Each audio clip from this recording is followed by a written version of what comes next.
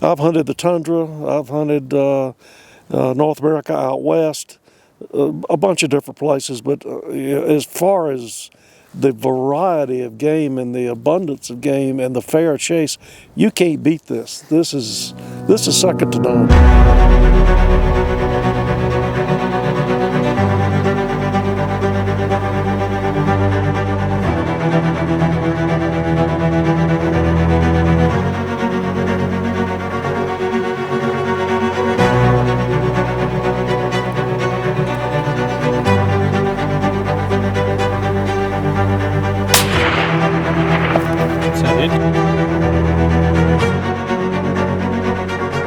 Okay, the first day we kind of started off, it was late afternoon, wasn't it? We went to the shooting range and we went for a drive in the afternoon. That's right. We got onto a herd of blue wildebeest, and I think maybe the jitters just got the best of you. And I think the jet lag got the betters of me. That was more of it. Yeah, possibly. I mean, 15 hours on the plane is not something that everybody's used to. Matter of fact, I despise it, but it's the only way to get here until they improve. They get a faster means of transportation. So maybe Mr. Spock and Captain Kirk have got a better way to get here than that. But so we got on a blue, and unfortunately the shot was a bit back, and we ended up not being able to recover the blue.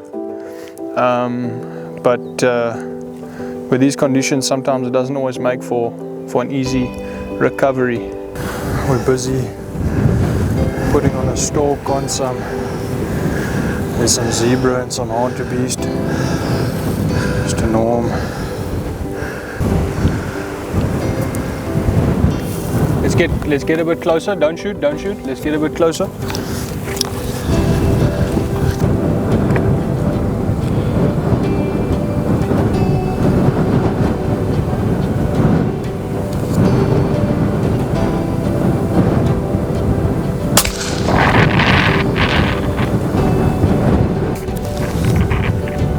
We'll go take a look.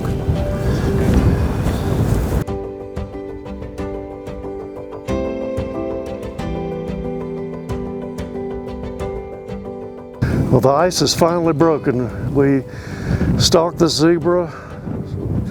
My rangefinder said somewhere in the neighborhood of 219 meters. It just doesn't get any better than this. This is why we do this. I mean, we have to preserve this type of environment. If we don't, all is lost. I mean, it's just, words just can't describe it. It's just amazing out here. It's my first zebra, using a tracked, we call it the Beast scope, and the Bergara mag light, 300 Win Mag. Good job, Mr. Norm. Well done. Thank you, boys. As we've talked before, I mean, I don't know what everybody's expectation is, but you can't really come to this part of the world and with a list of like a shopping list of things that you want to hunt. I mean, you have to come with an open mind and just allow Africa to give you what she will. I mean, and you have to be ready for it, because it's some of the things on your list you may not see, or you may miss. In these big areas, there's a chance you may not see. I mean, you're covering, how many acres you got? Well, there's probably about 40,000 acres on the outside, and there's about 5,000 acres on the inside. Well, there you have it. I mean, that's impossible to cover all that. Yeah.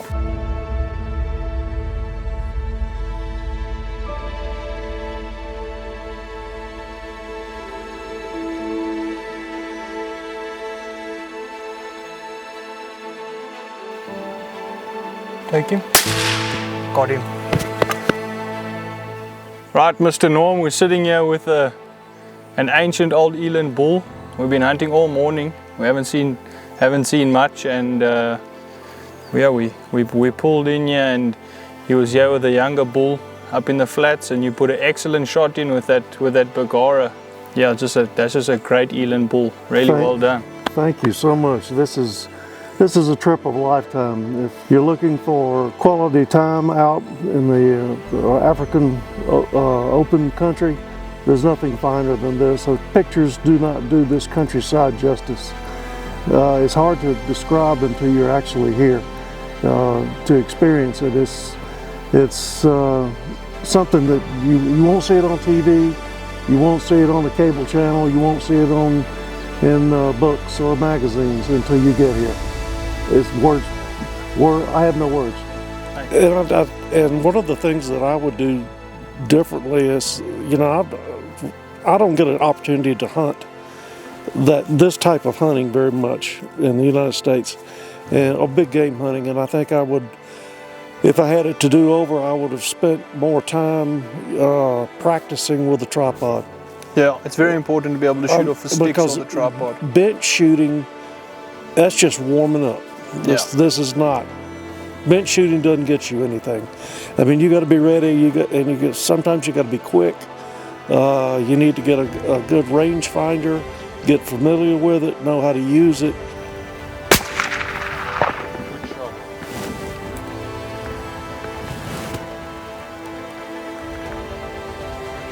Is it good? Very good.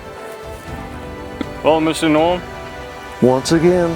The sun's going down in the mountains, and we had a really good day today. We got a magnificent eland bull this morning. Went back to the lodge, had a good lunch, and came back out this afternoon to see whatever we could see. And we found this beautiful impala ram, and you made a really good shot with that 300 Win Mag, and I think it was a good day all around. Yeah, once again, Africa shows us her generosity and allows us to take a beautiful animal like this. This is only something I was ever read about. Never thought I'd be taking part in it. I can't thank you enough, Victor. You and your staff, second to none. Good job. What would you tell first-time hunters about coming and hunting with us? You know, the terrain and the shots. You know, we didn't have very many close shots. It's quite difficult. If you were a first-time hunter and you were looking for advice, what would you tell a first-time hunter coming hunt with us over here in the Eastern Cape? Well, it depends on what access they have to ranges and where they come from. Where I come from, the ranges that we shoot, you're only allowed 100 yards. The shots over here, that's a short shot. I mean, the shortest shot I got was 150, 175, something like that. And that was a gift. I was thankful to get that. Most of the shots here are 300 to 500, and just the terrain doesn't allow. If you want a quality animal, you're not going to get that close. The animal's not going to let you. He's going to go, and it's just that type of situation doesn't present itself. You need to be comfortable. A first-time hunter, you better be comfortable with 300 to 500. Know your reticle. Know the holdovers. Be able to do it quickly, which is not in my vocabulary. I need to learn how to do it a little quicker than I did it, but luckily I pulled off some shots. Well, Mr. Norm, it's been a rodeo. This one's been a rodeo. We set out yesterday looking for maybe a warthog or a waterbuck, or anything that caught our eye. And just as the sun was setting yesterday afternoon, we saw this waterbuck bull and another feeding on the flat on the top, and unfortunately the shot didn't go as planned. You just hit that shoulder, and he came down here. We had a bit of a wrestle with him and the dogs, and only managed to get on him again this morning. But we got him out. It's a beautiful old bull, and certainly a well-deserved waterbuck. Victor, as this whole trip winds down, you reflect back on the entire experience, and we tend to take so much for granted. And out here, it's the hunting in the truest sense of the word. It's free range. It's about the experience. It's not about just the harvesting of the animal. And this is something I've always wanted to do since I was a kid, and I finally managed to pull it together. And I'll never forget this. Yeah, it's big country. There's not many roads, limited access, and it's hard recovering. You know, we went for that kudu bull. We spent how many days chasing kudu? We must have spent 5 days chasing kudu. We had seen a couple good bulls, but nothing that we could get onto. You know, the terrain made it difficult for us to get onto the kudu.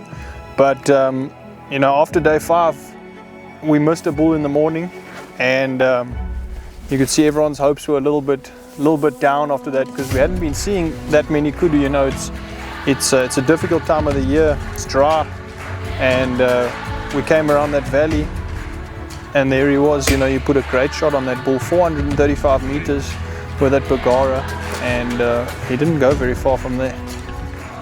Well, Mr. Norm,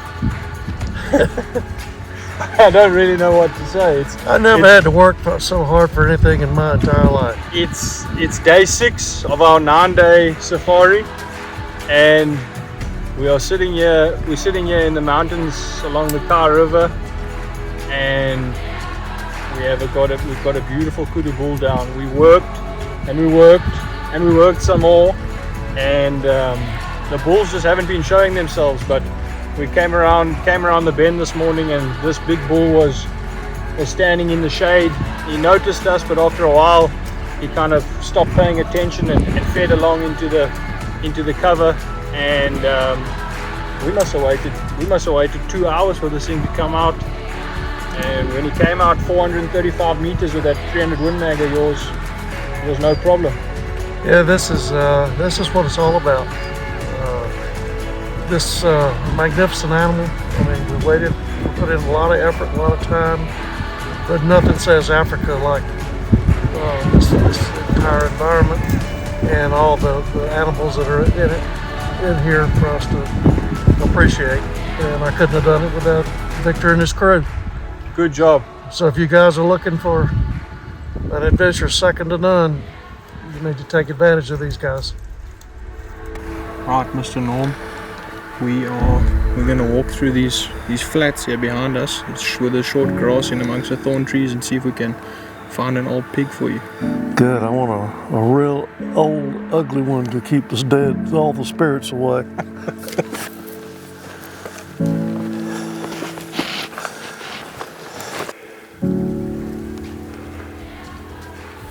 There you go, shoot him. Take him. Got him. Down. Thank God. I didn't want to chase another one. Dog came and everything. This was a mess. You could hear it. Yeah, it's. I wanted something big and ugly to keep all the bad spirits away. It's election season back in the United States, and unfortunately most of the demons are running for office. So I needed something to hang on the wall to protect us, and I think I fulfilled the mission. There you go. This isn't just about getting on a plane. I mean, you got a lot of prep work. I would, if you're going to hunt with these guys, take your time. Spend, 4, 5, 6 months getting ready for this. Make a list of things that should be a priority for coming over into an area like this. Right, Mr. Norm, we're up here on this plateau. We're on one of the cattle ranches in the outside of the reserve, and we're going to see if we can find maybe a mountain reedbuck or a warthog. See what we can get after. The week went by fast, didn't it? It did. This is the last day of the safari, and we'll see if we can finish on a high note. Sounds good. Let's do it. His back's to me. I'll get him to turn. Just keep following him, he'll turn. Get ready. Just keep following him. There you go. In the middle of the body, follow the opposite shoulder up. Middle of his body. Good shot. Did I get him? You got him.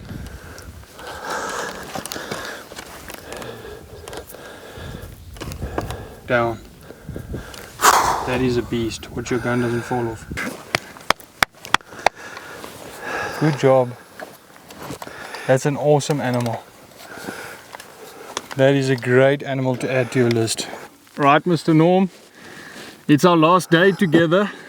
We've had a fantastic 9 days. You know, we've hunted kudu, eland, nyala, and today we decided we were going to come up to the flats, see if we get a mountain reedbuck or maybe a blessbuck or something, and we came across this beautiful mountain reedbuck ram here on the top. You put a fantastic double lung shot on him, about 175 yards, and he didn't run 20 meters, and here he is, a fantastic mountain reedbuck ram and a great end to a fantastic safari.